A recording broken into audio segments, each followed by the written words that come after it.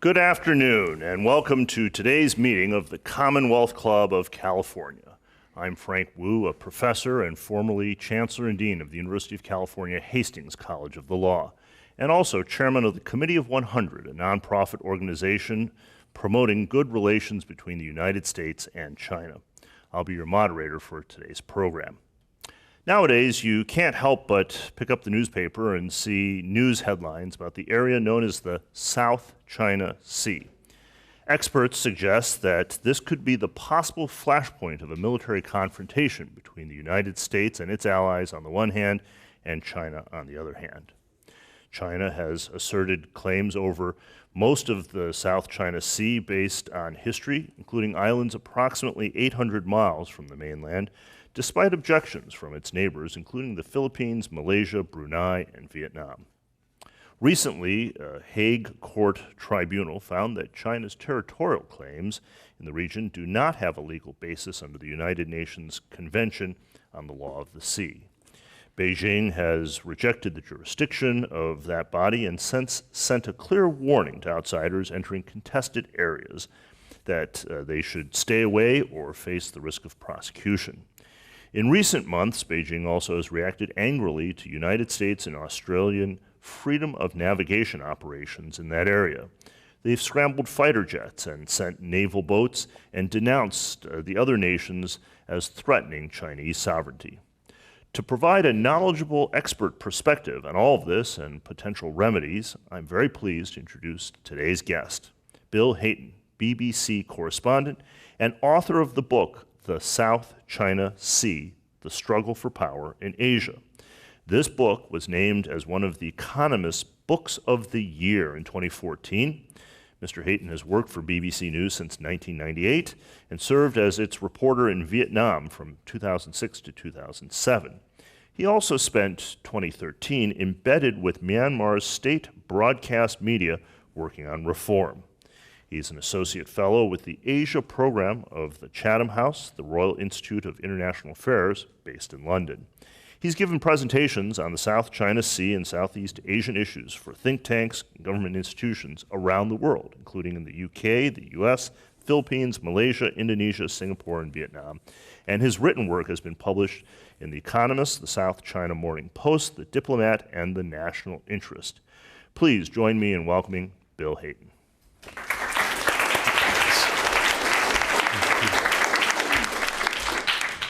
Thank you very much indeed, and it's a great honor to be here, and I'm very aware what a great distinguished list of speakers the club has, and I'm really happy to be part of it, and thank you for that kind introduction. Two disclaimers. First of all, I'm dressed like this because I've just finished a 3-week holiday in the United States. I usually have a jacket, but I didn't bring one with me this time. The other is that although I do work for the BBC, I need to point out that, just like the United States government, the BBC takes no position on the territorial disputes in the South China Sea. This is all my own thinking.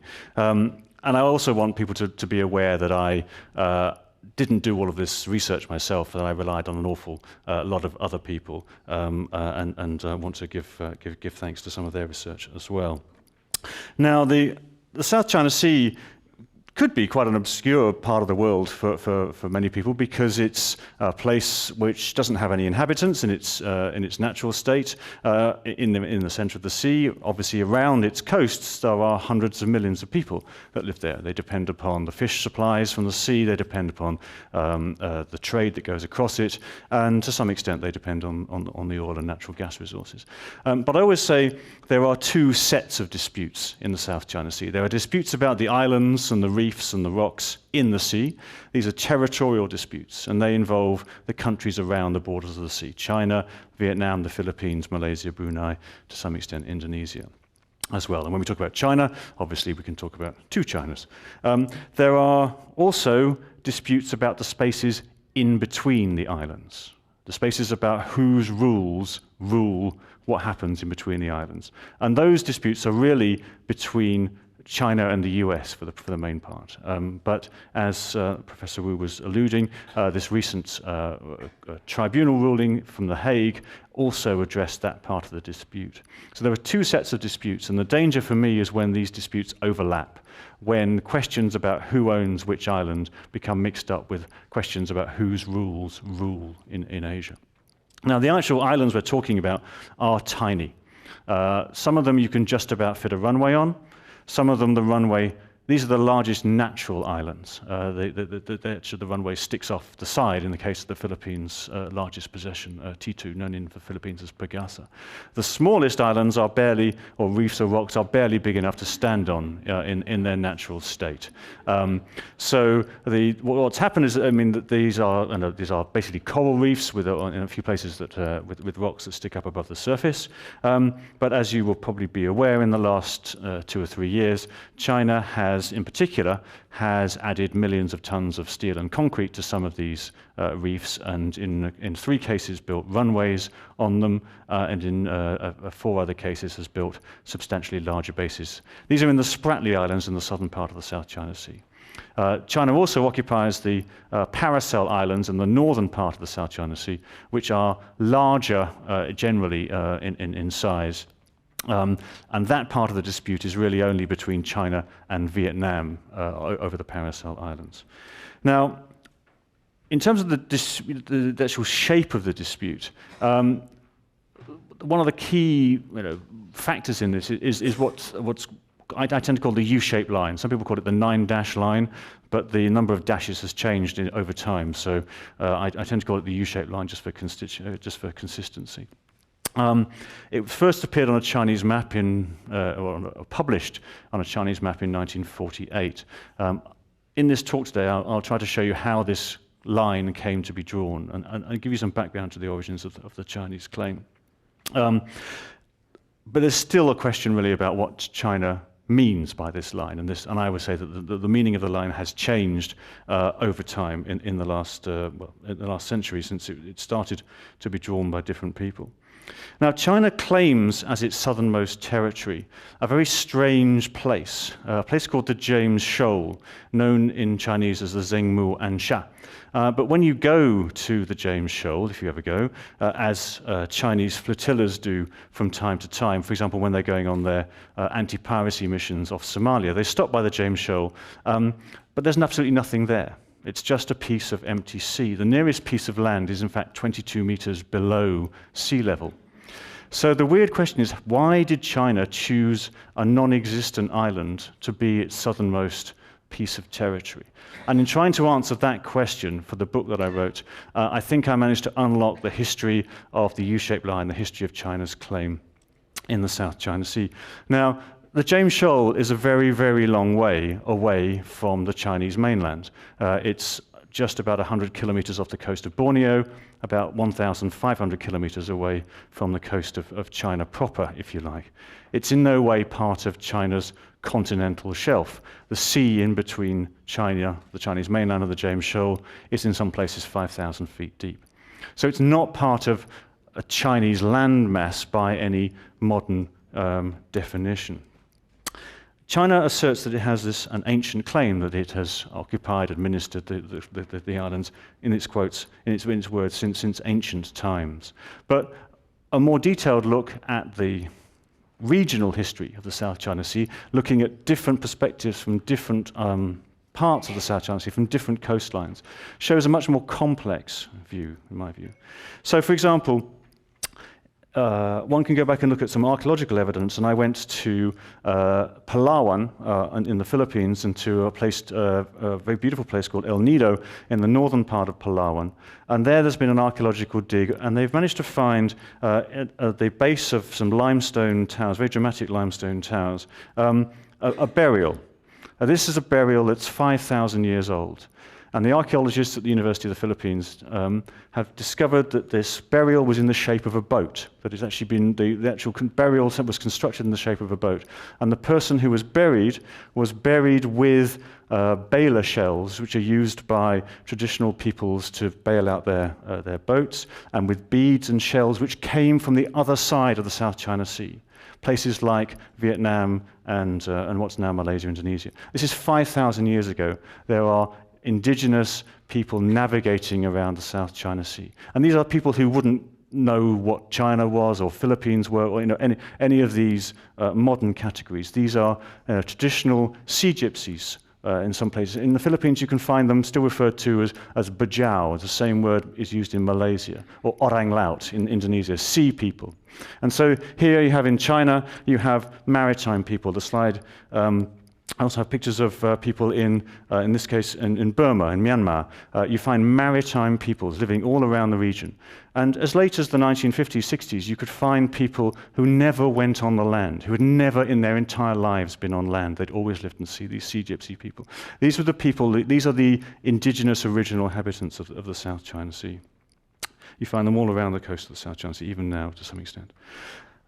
In the early centuries of Common Era, sort of AD, you find records of Arab and Persian navigators traveling from the Middle East to China. You find there's a mosque in Guangzhou, which has been there since the 8th or the 9th century.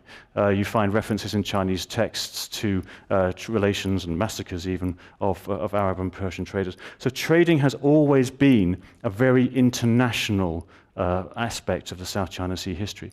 You find Southeast Asian civilizations, states, kingdoms, principalities, whatever, with a very long history in the South China Sea, all of which were trading, all of which managed to monopolize aspects of trade in the South China Sea, going back 2,000 years in different places. And you can see evidence, for example, on the sculptures, on the etchings in Borobudur in Indonesia, of boats that used to sail across the South China Sea. And even if you look at the actual detail of how boats are constructed, you can see how ideas moved around the region, that Chinese ships would adopt Southeast Asian ideas and vice versa. But one of the most common elements of this is that the actual islands in the central part of the South China Sea were not seen as a prize to be occupied or used. They were seen as a hazard to be avoided. So really the only people that were able to go into the dangerous parts of the South China Sea, where the rocks and the reefs are, were these traditional people, the people that had built up generations of knowledge. As far as traders and modern ships were using, they were trying to avoid these parts of the South China Sea. And even going back to the time, you may have heard of the Chinese diplomat Zheng He, about 600 years ago, 1430, that sort of time. The maps that he left behind and the navigational instructions, he basically was telling us, these are navigation instructions to avoid the islands in the South China Sea. These are threats to shipping.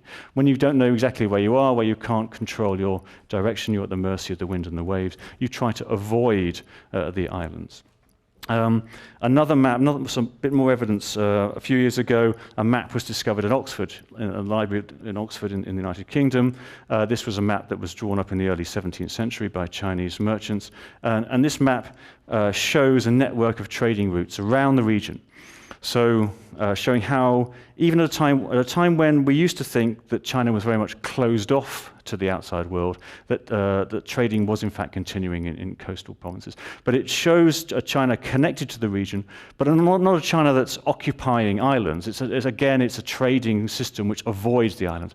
Because if you want to trade, you don't want to go to deserted islands in the middle of the sea. You want to go to places like Manila and Hanoi and whatever, around the outside of the sea, where people will buy and sell things. So these old maps don't really tell us very much about who owns the South China Sea. They just tell us bits about who went to different places. And what's fascinating to me is that traditional local ideas about where islands were and where the navigational threats were passed from people who lived in the region, Chinese, Malay, Vietnamese, whatever, to the Europeans when they arrived in the 16th century. And so you see on maps over the last, certainly from sort of 1600 to 1800 or so, you find non-existent islands, a great chain of them marked in the South China Sea. And if you look at any map drawn in the sort of 17th, 18th centuries of the South China Sea, you will see a chain of, often drawn in the shape of a sail, of islands along the coast of Vietnam, which was believed to exist, which doesn't in fact exist. And this belief that these islands were there and were an impenetrable threat prevented people from sailing directly from what's now Singapore to China, because they felt they had to hug the coasts. So these ideas about where islands were very vague. No one really administered or occupied them, or even to some extent knew where they were, at least until basically, it was the British that mapped them.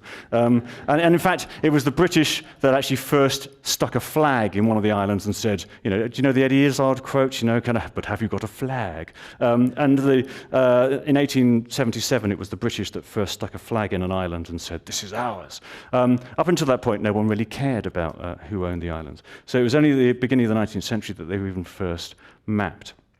And as late as the end of the 19th century, you still have great bands of pirates roaming the South China Sea, interfering with navigation, and in this case, the famous case, the pirates that hijacked a ship called the Namoa were executed in 1891. But as late as 1897, a Chinese map of southern China, of Hainan Island and the coast, doesn't show any islands further south than Hainan. They weren't considered significant to Chinese administrators. But something changes very dramatically between 1897, when this map, and 10 or 12 years later. And the background, of course, is the idea that China was being humiliated by the foreign powers, by the British, by the French, by Russians, by Japan, carving up the country into spheres of influence.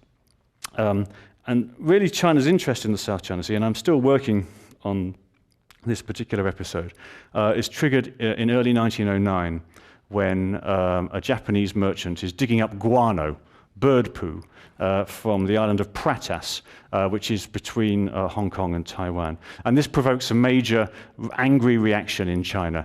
And as a result, the Japanese government concedes sovereignty over Pratas to China, and the Chinese government pays the Japanese merchants an awful lot of money, 130,000 silver dollars, for him to leave Pratas. And this is the beginning, this is the very first time, 1909, that you see a Chinese claim emerge to the South China Sea Islands. And at this stage, it's only to the Paracel Islands. It's nothing to do with the Spratlys at all. And this is all part of an anxiety in China about where its borders should rightfully belong. Because China at this stage, the 1911 revolution, a modern republic emerges from the old empire, but then the modern republic is aware that territory has been stolen from it by the French, the British, the Russians, the Japanese, and doesn't know whether to claim the territory it has now or some wider amount of territory. So the very first map that the Chinese government produces in 1912 doesn't show any borders, which is a kind of crazy thing when you think about it. We're used to countries having borders and edges. That's what defines them. But in China, they didn't know where the rightful boundaries were. And so you see maps with references to formerly our vassals. So Vietnam and Korea, they've been taken by other powers. Should they rightfully still belong to China? And this discussion still goes on. And in fact, I think you can see that, even in the modern Taiwan Constitution, the Republic of China Constitution, I think it still says that the territory of the boundary, is the same as the territory of the empire, but it doesn't actually define what that territory is. And so you get a lot of private individuals trying to make maps to show where China's rightful territory should belong. And you find a sort of whole private industry. These are not state officials. These are private geographers or activists or nationalists trying to define the edge of China and printing maps that show boundaries where China's right, where China is now, and where these people think China should be, really. And this is happening throughout the 1910s, 20s, and 30s. And really, this is where the South China Sea dispute becomes more complex, because at the same time, Japan is getting in on the act. Its merchants are trying to extract more guano for fertilizer for the rice fields back home. So the Japanese are getting involved. That's prompting concerns from some of the Chinese about Japan's involvement. It's also prompting concerns from France, because France is the colonial power in Indochina. So the French are now worried about what Japan is up to, so they start to claim the islands. And so in the 1930s, in 1933, I'm cutting a long story quite short here, I should point out, France annexes 6 of the Spratly Islands in 1933. And this provokes a massive reaction in China, demonstrations in the streets, articles in the newspapers, this kind of thing. But what becomes very clear is that the Chinese government, there's a Chinese government in Nanjing, it doesn't know where the islands are. And so it has to ask its diplomats abroad, particularly in Manila, for a map from the Americans to show them which islands the French have annexed. And once they realize that it's not the Paracel Islands, they kind of relax. But there's a separate rival government down in the southwest of China, which is not convinced and continues to agitate about the fate of the islands. So the French stick their advert in a newspaper saying they've annexed the islands in July 1933. And in response to this sort of confusion in China about the islands and where they rightfully are, the Chinese government has a committee to try and regularize its maps, to try and answer these questions about where China's boundary ends. And the committee starts to begin its meetings in almost exactly the same time as the French annexed the islands. But I think that's just a coincidence from what I can work out. And then in 1935, they produce a list of island names. So they've actually tried to regularize the names of the islands in the South China Sea. But what's interesting at this point is that some of the islands, some of them have Chinese names. So for example, Subi Reef, for example, seems to have a Chinese root. But many of the names that the Chinese government gives them are simply translations or transliterations of the English names. So, for example, Beixian in Chinese is simply North Danger, the English name translated. Spratly Island, named after a British captain, Richard Spratly, becomes transliterated as Siba La Tuo, just the transliteration of his name.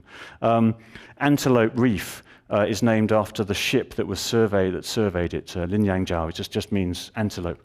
My favorite is it's still now Chinese. One of the Paracel Islands is Jinyindao, which is Money Island, which you think money, notes and coins. Actually, it's William Taylor Money, who was a manager of the East India Company. He was the reason why that island has that particular name. And by comparing the list of names, and what's interesting is that the Chinese committee gives some names to features that don't actually exist, because there were many mistakes on the early maps. And just by comparing different documents, I've been able to work out that the Chinese list actually came from a British publication from 1906, the China Sea Directory. They copied out the list of names from here and gave them Chinese names. And this is the point at which the James Shoal, the southernmost point of Chinese territory, becomes the southernmost point of Chinese territory, because they translate James, Zhengmu, simply the transliteration of James, JM, but they don't really know how to translate the word shoal, because shoal in English means shallow, but they translate it in their list using the Chinese word tan, which means sandbank.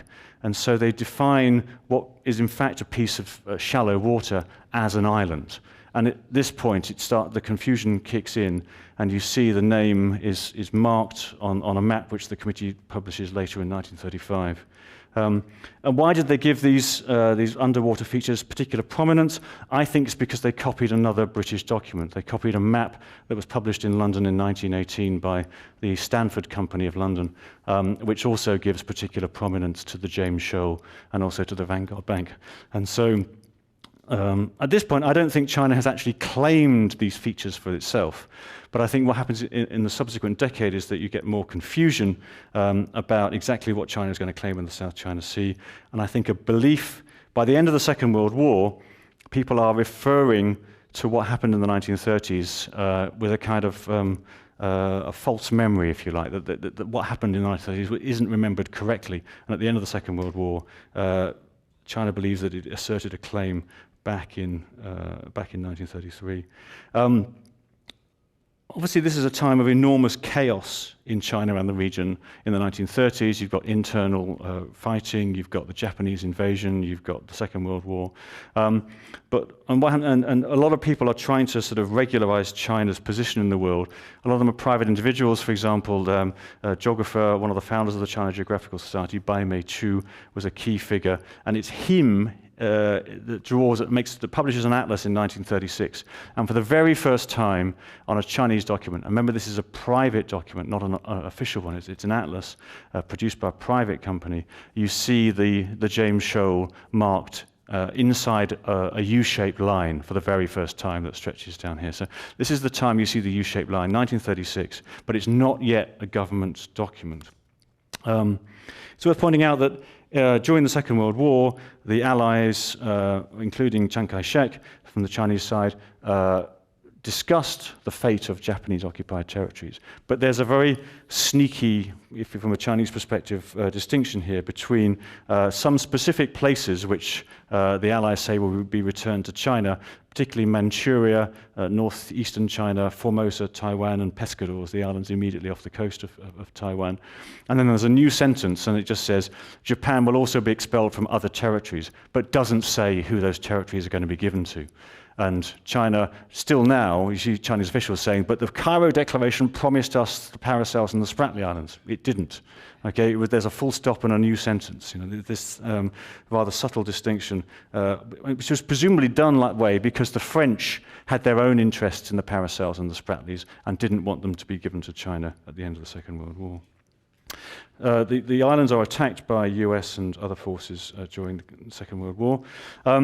But then immediately after the Second World War, a professor, another geography professor, who's actually a student of Bai Meichu, the guy who drew the line back in 1936, is hired by the Chinese government to basically settle the argument about China's maps and where the country should begin and end. And he goes on a voyage, and in 1946, they get ready to voyage down to the bottom of the South China Sea, partly prompted because the Philippines has just become independent, and fairly soon afterwards, the Philippines Foreign Secretary says that the Philippines has a claim to the islands, and that partly prompts a Chinese voyage. And this document from the Taiwan archives shows the very first time, I think, that you see the origin of the U-shaped line on an official Chinese government document produced for a meeting in September 1946. So, and again, the language confusions continue. The very first time that any Chinese official lands in the Spratly Islands, as far as I can work out, is the 12th of December, 1946. So this is, it's not ancient times, it's 12th of December, 1946. And this is a time of great competition, not only between the Philippines' claims and China, but mainly because of the French and the Chinese are going head to head. The Chinese are able to mount this expedition in 1946 to the Paracels and the Spratlys because they receive ships from the US Navy, and their crews have just been trained in Miami as part of the US aid to China during and after the Second World War. So they're able to mount this expedition. So the very first time you see the U-shaped line published on a Chinese map is in 1948, and it emerges from these confusions about language, and you see even at this point there are mistakes on this official map in terms of the actual Chinese transliteration of James and so forth. So the U-shaped line really, I would say, emerges in a very haphazard way. It's quite an accidental process. It involves a bit of misunderstanding, a bit of mistranslation here, and was shaped by the geopolitical realities of the 1930s and the 1940s. Unfortunately, it's the legacy that we're left with today. Some of you may be surprised to hear this, but I imagine that people in China will be even more surprised to discover this rather hidden history of it. And the problem is that the myth that's believed by, let's say, 1 billion people is that these islands have all been Chinese since ancient times. But obviously other people around the region have very different understandings of the history of the region. That's really what we're locked into, is that these different understandings of the history. I think they can be resolved if people are willing to listen to different points of view and different bits of evidence. The question is, are they willing to do so? And the more the geopolitical context, particularly in the US and China, becomes agitated, the more difficult it is, I think, for evidence and reason to have a part in this debate. Now, I'm very aware that I've only barely mentioned the Philippines claim. I've said nothing at all really about the Vietnamese claims, but I'm sort of on time, running out of time here. I'm very happy to talk about that. I'm very happy to talk about sort of current situation in the South China Sea, regional politics and that kind of thing. But I thought you might find that background interesting to kind of set the scene for our discussions.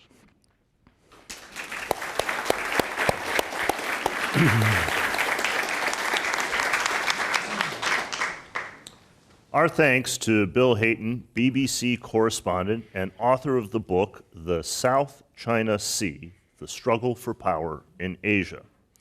It is now time for our audience question period, and we have a number of questions already, so let's begin. A reminder for the radio audience, you're listening to the Commonwealth Club of California radio program, and our guest is BBC correspondent Bill Hayton, who is discussing the tensions between the United States and Western allies and China in the South China Sea. I'm Frank Wu, your moderator. You can hear Commonwealth Club programs on the radio, catch up with us on the internet through Facebook and Twitter, and see program videos on the club's YouTube channel. Let's turn now to audience questions, and if you do have questions, please feel free to fill out a card and give it to one of the volunteers at the side of the room. Let's start, Bill, with the title of your book, The Struggle for Power, the subtitle. How does this particular set of issues connect with broader concerns about the rise of China or the rise of the East, the decline of the West, the possibility that the United States will be challenged for its superpower role? I think that's the reason why we take an interest in this. I mean, these disputes have been around for a while, but if it wasn't for the bigger picture, we wouldn't think they were that important. I mean, I think that let's take the United States view on this. I think, it has, let's say, three main interests in the South China Sea. The most important one is in terms of access, in terms of the movement of trade, but also military vessels through the South China Sea. I mean, the US needs to, as long as it continues to regard the Middle East and the Persian Gulf as important, it will need to be able to supply troops, and it will need to be able to guarantee the flow of trade. The big figure is $5 trillion of trade goes through the South China Sea each year. I haven't counted every dollar, but I mean, that's kind of a commonly quoted figure. Another is the security of its allies in the region. The Philippines is a treaty ally, Thailand, Taiwan is obviously important to the US, Australia, New Zealand, Japan. These are all important treaty allies of the United States. And I think ultimately it's about the fate of the international system. Do the current rules work for everybody? Are they going to endure? Does the UN Convention on the Law of the Sea, does that apply everywhere? Does international law apply everywhere? Is it okay for China to say, we don't like the way this rule is interpreted or affects our interests, we want to change it? And so you end up with a kind of situation where actually, and I agree with when you hear American administration officials say it's not about the rocks, it's about the rules. It's about, and the US has been neutral about who owns which islands, genuinely neutral. I mean, it stood aside in '74 when its ally, the Republic of Vietnam, South Vietnam, lost the Paracel Islands to China. It stood aside in '88 when China took over some of the Spratly Islands. It didn't intervene in '94 when, in effect, the Philippines, again a treaty ally, lost Mischief Reef to China. So the US has been genuinely neutral over a long period about who controls which island. But on the question of what happens in between the islands, access, freedom of navigation, it's absolutely, that's where the US's interest is.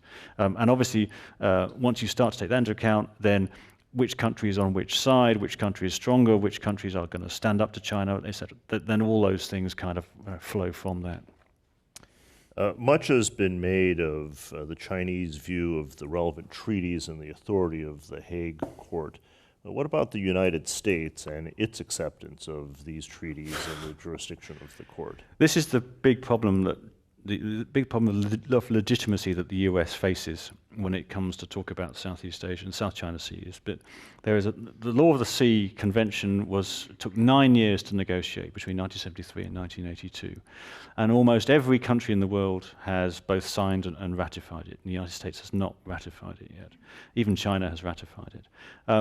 And it's a big problem because, whenever the US stands up and sort of tells China, you should abide by the law of the sea, well, China can just turn around and say, well, you haven't even ratified it. At which point, the US turns around and says, okay, we haven't ratified it, but we always follow it. The US Navy kind of accepts it and da-da-da-da-da. But and basically there are 34 senators who have signed a letter saying that they will never ratify the Law of the Sea Convention. And of course, the Constitution better than I, 34 is a blocking minority. In November, if a couple of those people lose their seats, then maybe the US might find a way to ratify the convention. The convention is important because that's what the Philippines legal case was based on. And there's somebody in this room, I don't know if he wants to identify himself, who is the brains behind this legal case, who knows far more than I, but I will try and do the best I can.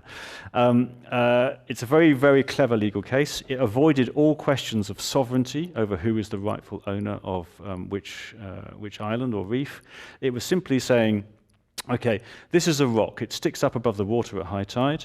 That means it gets a 12 nautical mile territorial sea around it, according to UNCLOS, according to the Law of the Sea Convention. Okay? If this rock or island can support human habitation, it gets not just this 12 nautical mile, but it gets a 200 nautical mile exclusive economic zone that goes all the way around it. It's not territory, but the country that owns the island gets to control all the fish and the oil around it.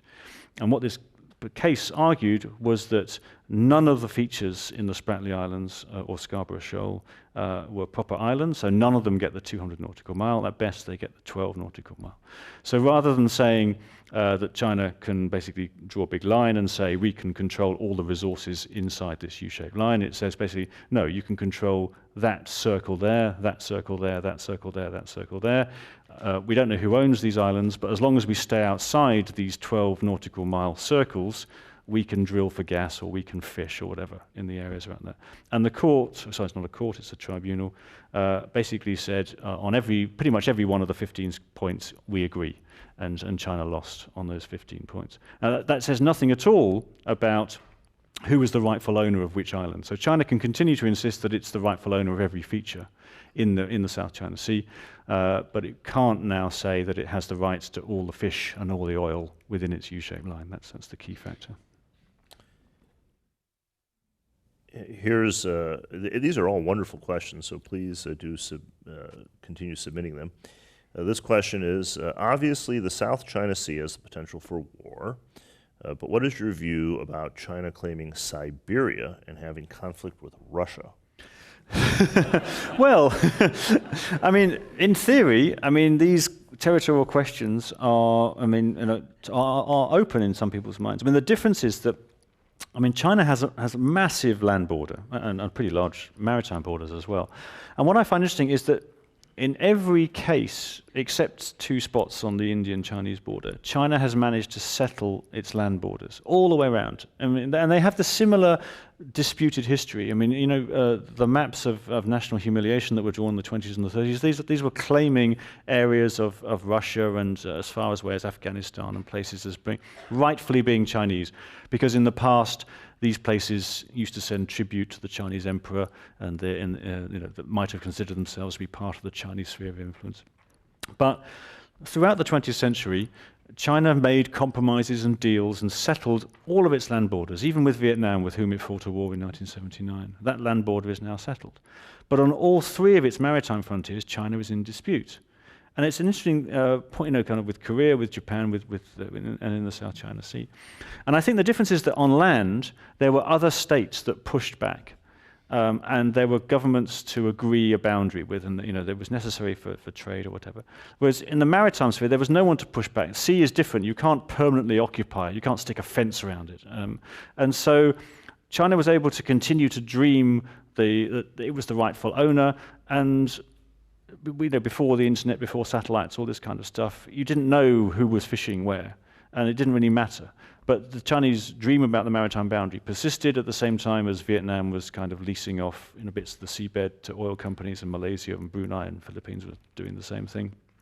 And so, the period at which the maritime boundary should have been fixed, which was 40, 50 years ago, it wasn't. And it's just, we've now got a much bigger problem.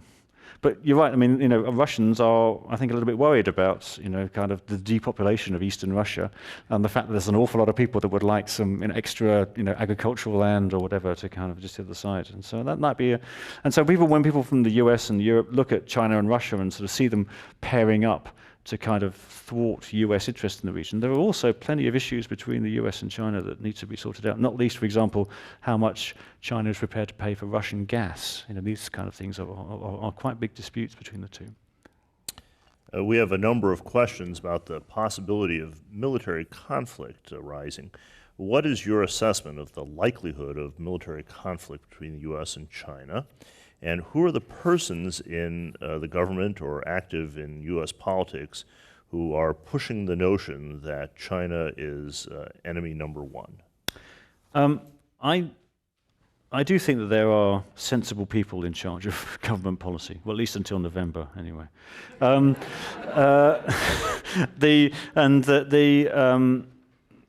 that everybody realizes that a war in the South China Sea would be very bad for everybody, that no one's going to win. The problem is that if you want to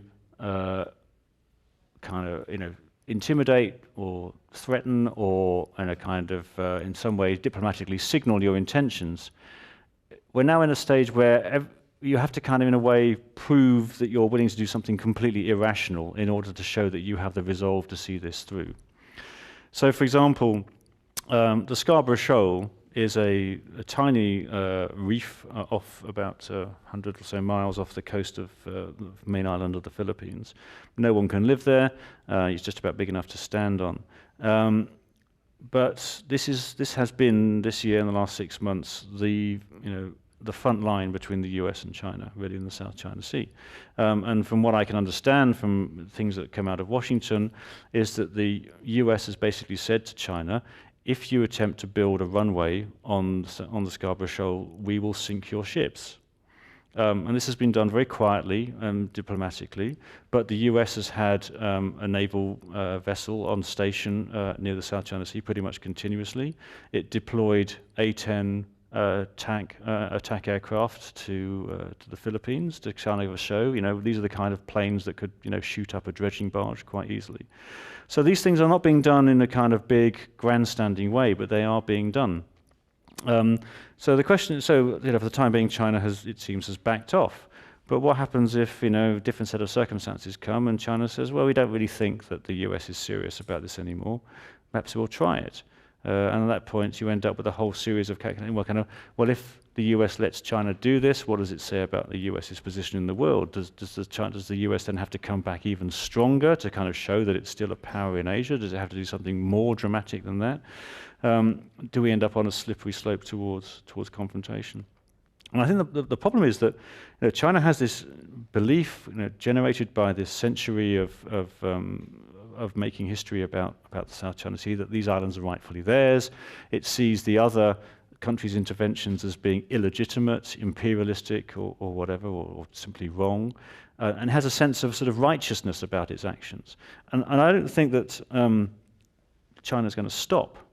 Some people call it salami slicing, small steps that won't provoke a reaction with the idea of getting to a bigger destination.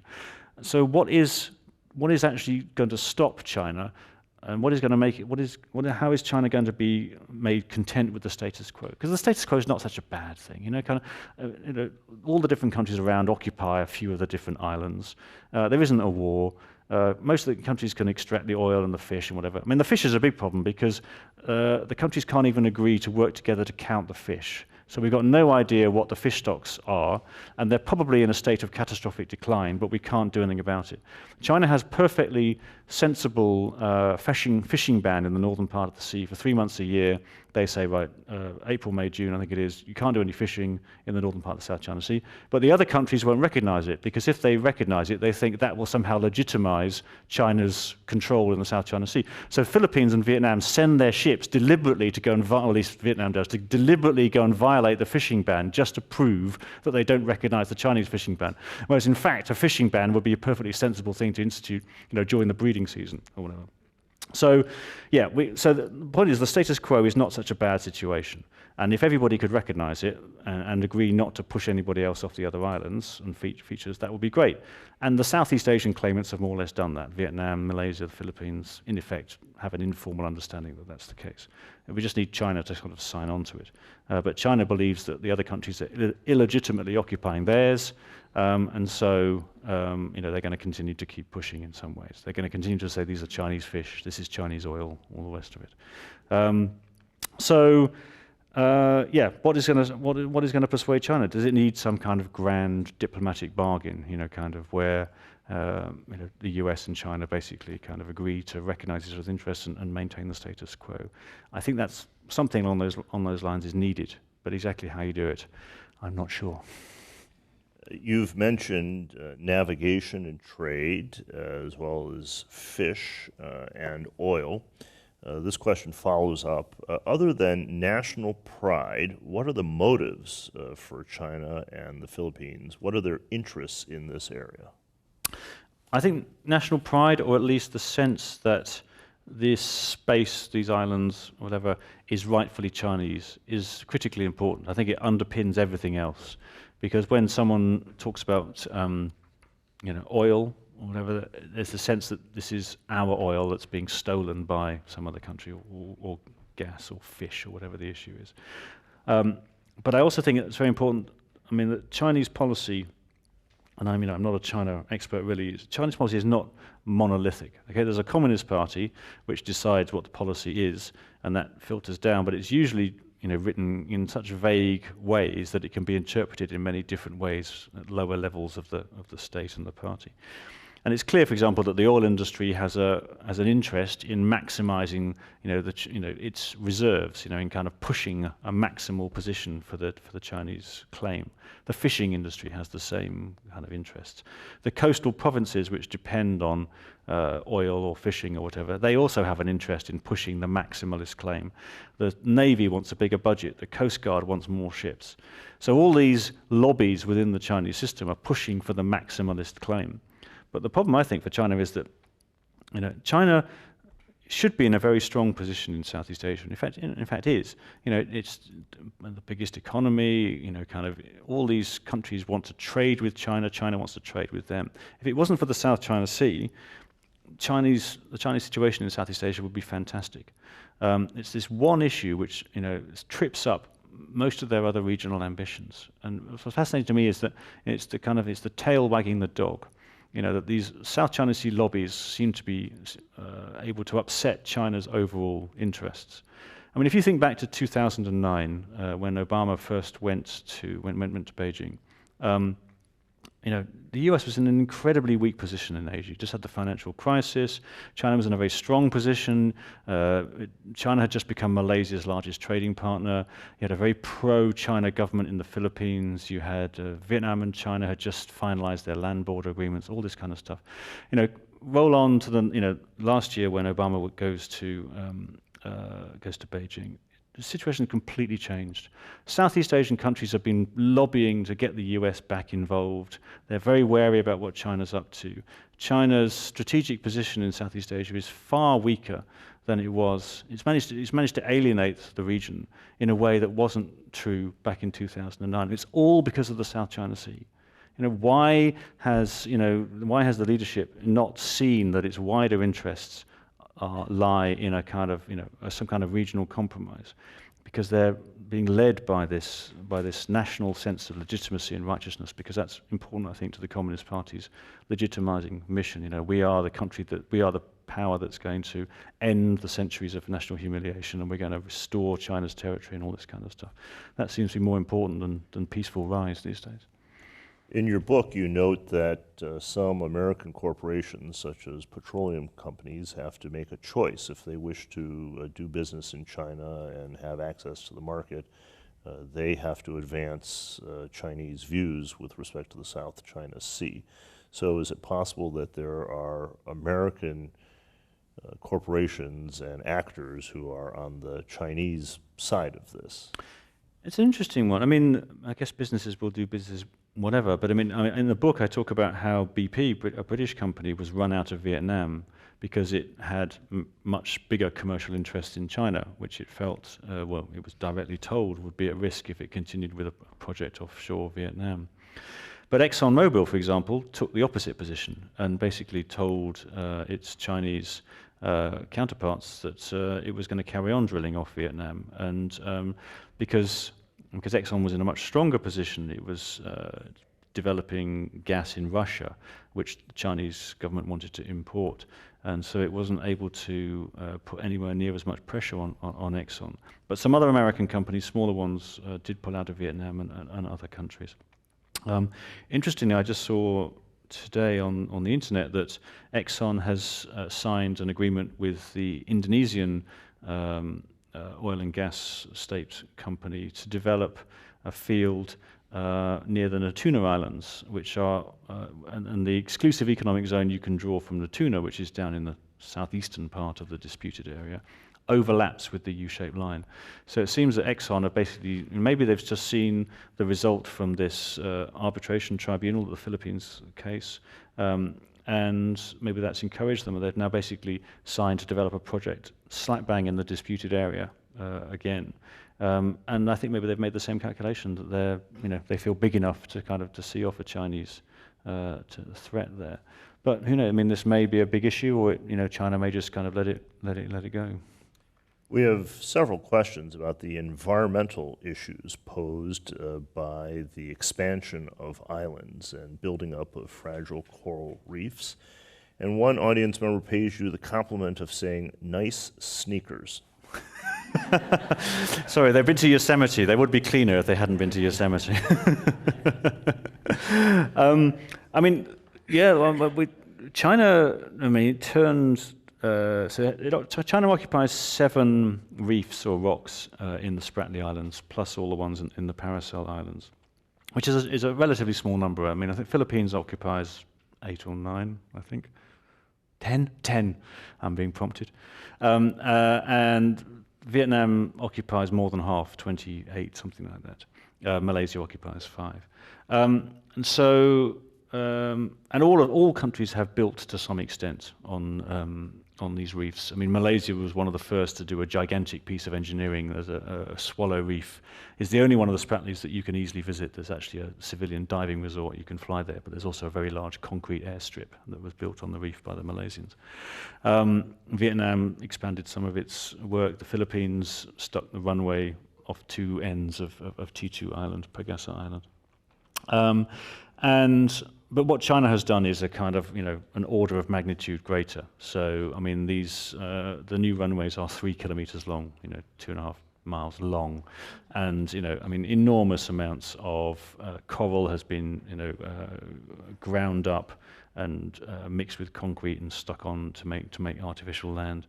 And who knows what, there's a guy called John McManus at the University of Miami. He's a coral reef expert. What a great job to have.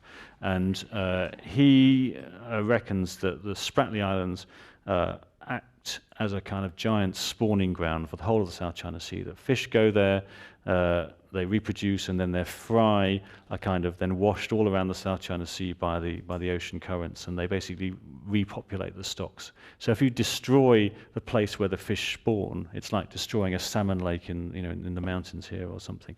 Then you destroy the salmon stock out at sea hundreds or thousands of miles away. It's the same kind of thing is going on. If you destroy the spawning grounds, then it may take a while, but we may start to see really major falls in catches all around the region.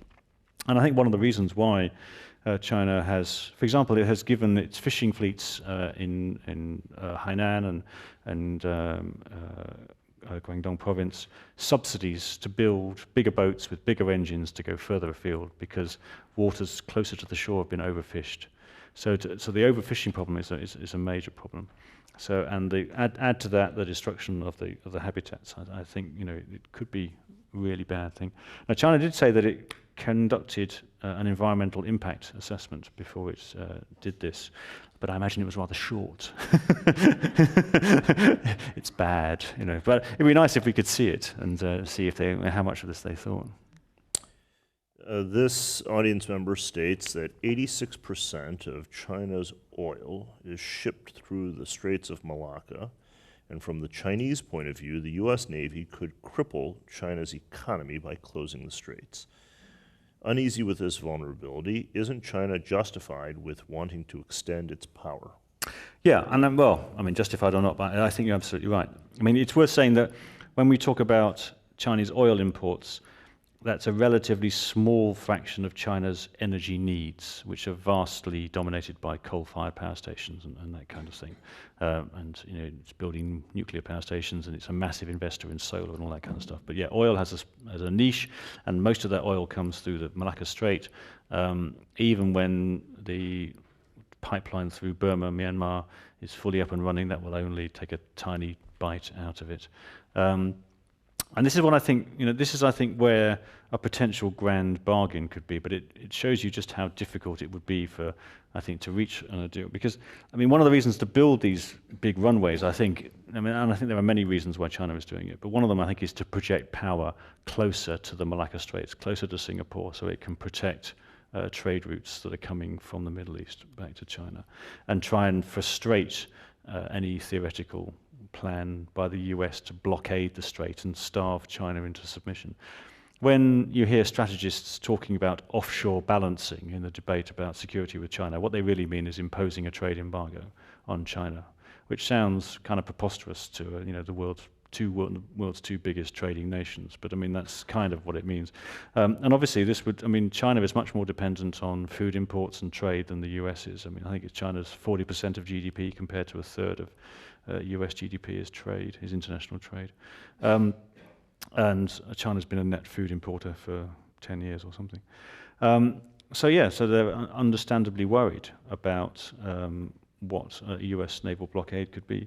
So, some kind of grand bargain, where for China to accept the status quo would have to include some kind of, understanding that the US would never blockade the Straits of Malacca, that that China would never invade Taiwan, that but these are major strategic shifts, which makes me sort of cautious about even suggesting them. But I think that's the kind of scale of deal or understanding that has to be reached to kind of preserve stability in the South China Sea. The Hague Tribunal that recently ruled, what is the U.S. views on its jurisdiction, and what is its ability to actually back up its decision? Well, the tribunal itself is a curious thing. It's not sanctioned by the United Nations Security Council or anything like that. It's a tribunal which was constituted under the UN Convention on the Law of the Sea. So any country can bring a case against any other signatory, in theory. And there are kind of established rules about how it's constituted, but it doesn't have any direct link to the Security Council or UN General Assembly or anything like that. So, and of course, China has a veto on the UN Security Council, and so does Russia, so it's very, very unlikely that the Security Council would take any position on the applicability of this, kind of on the need to observe this ruling. But let me sketch out the doomsday scenario, okay? There's a shallow bit of the South China Sea called the Reed Bank, known as the Recto Bank in the Philippines, which has been well surveyed and is thought to contain 13 trillion cubic feet of natural gas, okay? At the moment, about a third of the electricity in Luzon, in Manila, and the island around Manila, is generated from a gas field called Malampaya, which is in the South China Sea, but outside the Chinese claim. That field is due to run out in 10 years' time. Okay, how are they going to keep the lights on in Manila? Okay, they want the gas out of Reed Bank, but the Reed Bank is also within the Chinese claim. So this time next year, the Philippines now has a legal ruling that says that China has no claim to this area because it's outside these 12 nautical mile circles that I was talking about.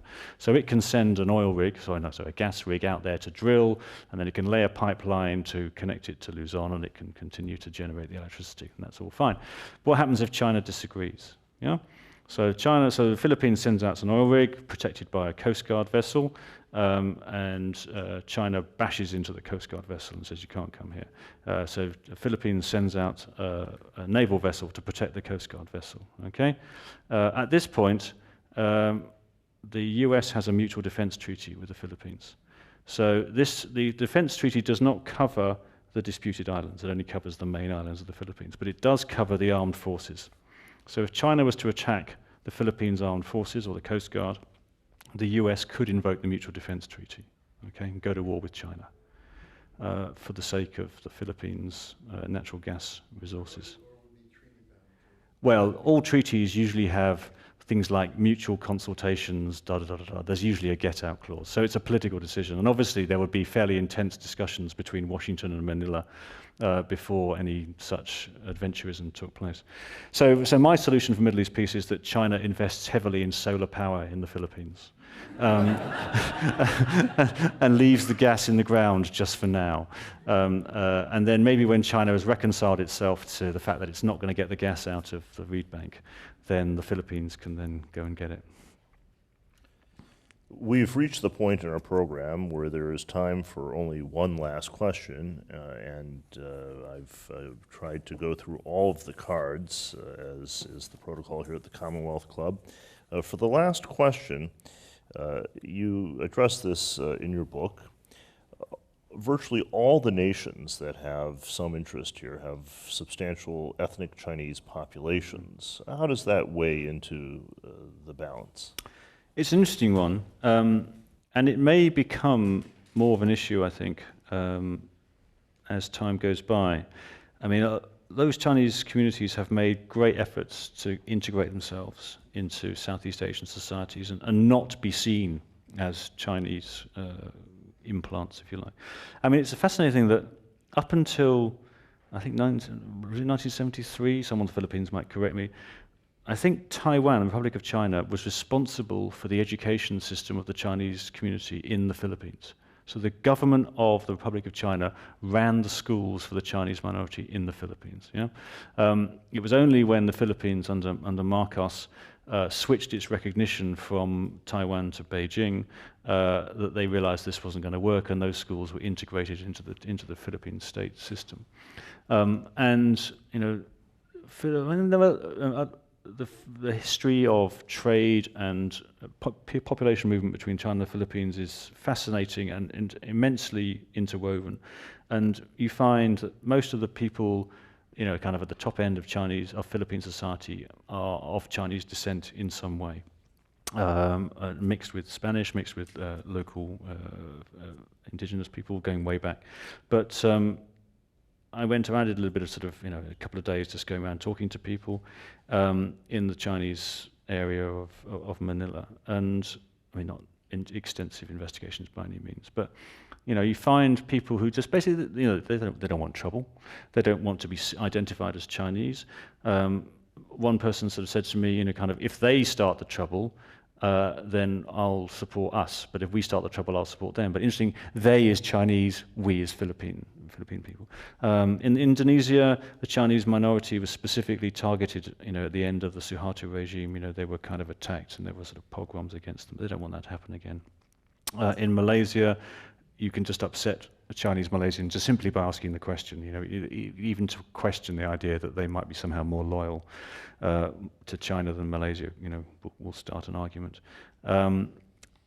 But it's also the case, unfortunately, that I think that there are Chinese officials that seek to use the community as a bridgehead and maybe to exploit it. So, and in Malaysia, the Chinese community has been a bridgehead to trade with China and has done very well out of it. And there is some sense that there might be a quid pro quo. And in the run-up, when was it? It was last year, I think, the Chinese ambassador in Malaysia kind of did a walk around sort of the Chinatown in Kuala Lumpur and made some comments about protecting the Chinese minority or something, and that kind of caused a big reaction, kind of, you shouldn't be interfering in our internal affairs. China gets very upset when other countries say anything at all about, minorities inside China. What the hell are you doing? And so there is, I think, there could be, I think, as this diplomatic battle in Southeast Asia about, kind of China's interests and whether China can split Southeast Asia and the ASEAN, Association of Southeast Asian Nations, whether this Chinese minority might find itself being pulled in different directions, or suggestions that if you want a trading deal, then you've got to kind of, remember who your ancestors are, kind of thing. So I think it could be a vexed issue, but Southeast Asian Chinese communities that I know anything about don't want it to become one. They want to stay as they are. Yeah. This has been a fascinating program. Our thanks to Bill Hayton, BBC correspondent and author of the book, The South China Sea, The Struggle for Power in Asia. We also thank our audiences here at the Commonwealth Club and on the radio, television, and the internet. We want to remind everyone in the audience that copies of Mr. Hayton's book are on sale, and he'll be pleased to sign them following the program. I'm Frank Wu, and now this meeting of the Commonwealth Club of California, the place where you're in the know, is adjourned.